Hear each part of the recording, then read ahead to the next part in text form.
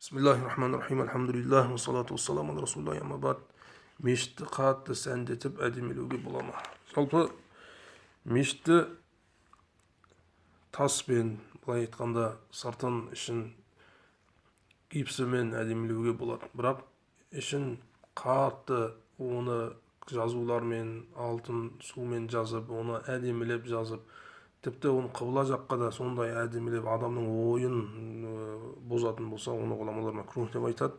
Егер ол қашан өз ақшасымен болатын болса, егер ол басқа адамдардың уақыф садақа ақшасымен болатын болса, ол харам болып есептеледі, мүлде болмайды. Себебі ол уақыф ақшаны мешіттің үлкейтуіне, мешіттің мықтылығына жұмсау керек деп айтады. Оны мешітті сәндетуге, әдемілетуге ол ақшаны жұмсайтын болса, ол харам болып есептеледі. Енді бұл мәселеде Халаби Сағирді, Аллама Халаби рахималла, Уният Мустамлиде былай деп айтады: ولا بأس بنقش المسجد بالجس والصاج وماء الذهب ونحوه كما لا بأس بتحلية المصحف لكن تركه أولى لأن منهم من كرهت سبب مكروه ديجندر بار ومحل الكراهة التكلف بدقائق النقوش ونحوه خصوصا في جدار القبلة هذا إذا فعل من مال نفسه دي.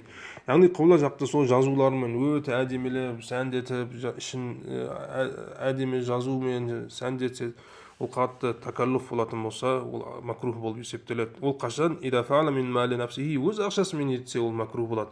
أما المتولي فلا يجوز أن يفعل من مال الوقف. Вақф ақшалармен, мешітке көмектескен ақшалармен мешітті сәндетсе, ол қатты сәндетсе, ол харам болады. إلا ما يرجع إلى أحكام البناء.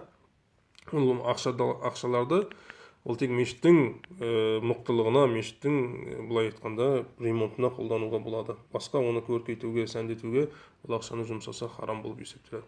Онда мешітті қатты сәндетіп, яғни ішін әдемілеп жазулармен адамның ойын құлшылыққа емес дүниеге тартатын болса, ол рұқсат емес деп айтады.